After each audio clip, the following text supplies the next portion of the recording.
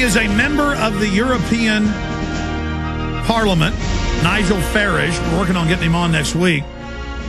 And he's a nationalist, a conservative, and he really tears them up for their criminal activity in the EU. He calls for its abolishment from within it. And so I want to play this clip of him just a few days ago, last Friday, grilling these people and exposing them. Then we're going to continue with the latest on ClimateGate. Big developments there. And take your phone calls and what's happening with Dubai and deep water as ripples from debt crisis spread. Gold at record highs right now. We do have a surprise guest for a full hour. For a full hour. Next hour. I'm just going to leave it at that. I am extremely excited about this, to say the least. But I have to practice my curtsy for this guest. I'll just oh, man. So that is coming up. What drugged me in here? Ventura called up. He is so nice. He gives me the first interview before a media blitz and said, I'll do it Friday. You want me to come on, promote the show? And then this other individual contacted us Wednesday night and said I can do Friday. So I'm here. I was going to take off and take my children hiking. Man, the Austin Greenbelt, the Barton Creek Greenbelt is like heaven right now. 2 days ago, Wednesday afternoon, it was like completely sunny. It's about 69 degrees. The water was like green, blue. You could see like all the way down to the bottom. It was just so crystal clear. It was like something out of a Maxfield Parrish painting or something with those oak trees and then the other trees turning colors. That's where I would like to be this entire weekend. Not gorging on turkey and red wine, but here we are, and I will be live Sunday. You know, Charlie Sheen didn't feel well Tuesday, so we moved it, and so we're going to have the winner of 20 Minutes with the President on with us Sunday. If the water doesn't rise over Bear Creek, as they say. So this Sunday show will be live 4 to 6 p.m. So many good things are happening, like auditing the Fed, moving forward to the full House. This ClimateGate is so huge now. I mean, it calls for criminal arrest, indictments, people to resign. It's finally broken into the mainstream media.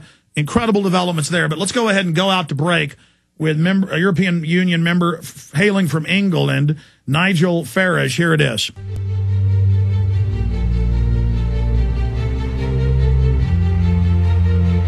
Well, good morning, everybody. You're all very downbeat this morning. I thought this was going to be a big, proud moment. I mean, it's taken you 8.5 years of bullying, of lying, of ignoring democratic referendums. 8.5 years it's taken you to get this treaty through, and on the 1st of December, you will have it. And, of course, the architect of all of this, Giscard, wanted from this constitutional treaty for the European Union to have a big global voice. But I'm afraid the leaders have suffered from a collective loss of nerve. They've decided that they want their faces to be up on the global stage, not somebody from the European Union, and so we've got appointed a couple of political pygmies. The Kissinger question of who to call in Europe hasn't really been answered, has it? I guess the answer can only be Mr. Barroso, because he's the only one that anybody in the world has ever heard of, and is probably the big winner out of these posts. No wonder, sir, you look so happy this morning. And we have a new President of Europe, Herman Van Rompuy. Doesn't exactly trip off the tongue, does it? I can't see him stopping the traffic in Beijing or Washington. I doubt anybody in Brussels would even recognise who he is. And yet, he's going to be paid a salary that is bigger than Obama's, which tells you all you need to know about this European political class and how they look after themselves. But at least he's an elected politician, unlike Baroness Cathy Ashton, who really is the true representation of the modern day political class. In some ways she's ideal, isn't she? She's never had a proper job and she's never been elected to anything in her life. So I guess she's perfect for this European Union. Excuse me, Mr. Farage. Yes. I would like to put down your postages. You made your presentation. Right, okay. Is Just enough for calm us. down, chaps. Okay, Calm down, chaps. please continue. No. But, I mean, she's never been elected to anything, and no one knows who she is. Even the Prime Minister was talking about Baroness Ashdown as opposed to Ashton. I mean, no one has ever heard of her. She's even less well known than Herman Van Rompuy. I mean, that takes some doing, doesn't it? She's risen without trace. She's part of this post-democratic age. She married well. She married an advisor and a friend and supporter of Tony Blair and got put in the House of Lords. When she was in the House of Lords, she was given one big job. And the job was to get the Lisbon Treaty through the House of Lords, and to do so pretending that it was entirely different to the EU constitution. So she's good at keeping a straight face, and she vigorously crushed any attempt in the House of Lords for the British people to have a referendum. So here she is, never stood for public office, never had a proper job, and here she gets one of the top jobs in the Union. Her appointment is an embarrassment for Britain. But it's much worse. Well, at least I've been elected, sir. Unlike her, she's not been elected, and the people don't have the power to remove her. But just hear the next bit. There's something rather more serious than that. Cathy Ashton was an active member of the campaign for nuclear disarmament. In fact, she was the treasurer of the campaign for nuclear disarmament during a period of time when CND took very large donations and refused to reveal the source. What is known is that these donations were obtained by a man called Will Howard, who was a member of the Communist Party in Great Britain. Will Baroness Ashton deny that while she was treasurer, that she took funds from organisations who were opposed to Western-style capitalism and democracy? That question must be asked. And are we really happy that somebody who will be in charge of our overseas security policy was an activist a few years ago in an outfit like CND? I mean, if we really think that, frankly, we need our bumps felt.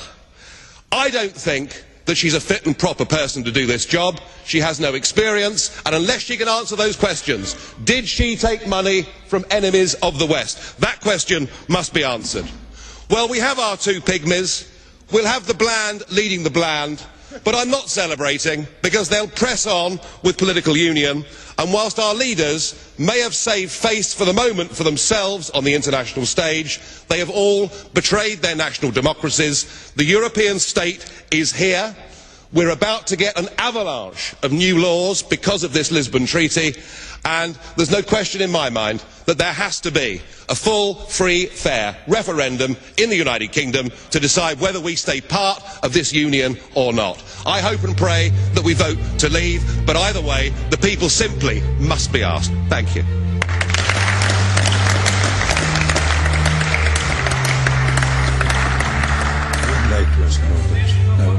Do things?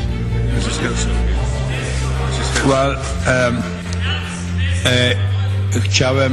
chciałem I would like to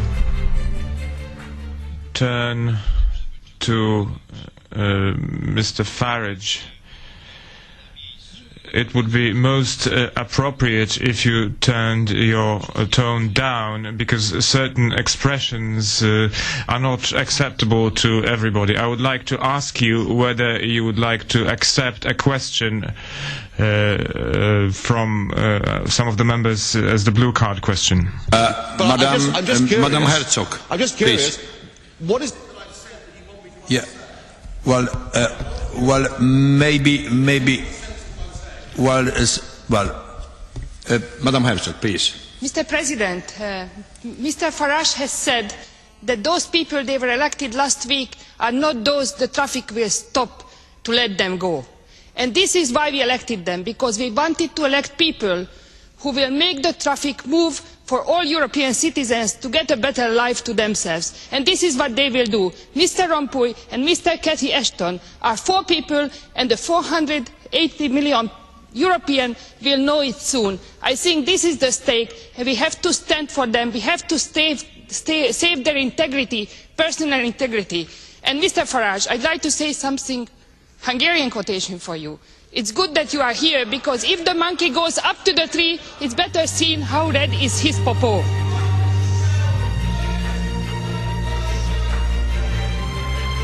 All right. Thank you. Now, it goes on and on. There's hours of this. That's Nigel Farage, the British member of the European Parliament. And he's not allowed to criticize people, but the minister from Poland is allowed to say when a monkey goes up the tree farther and further, the more we can see his butt.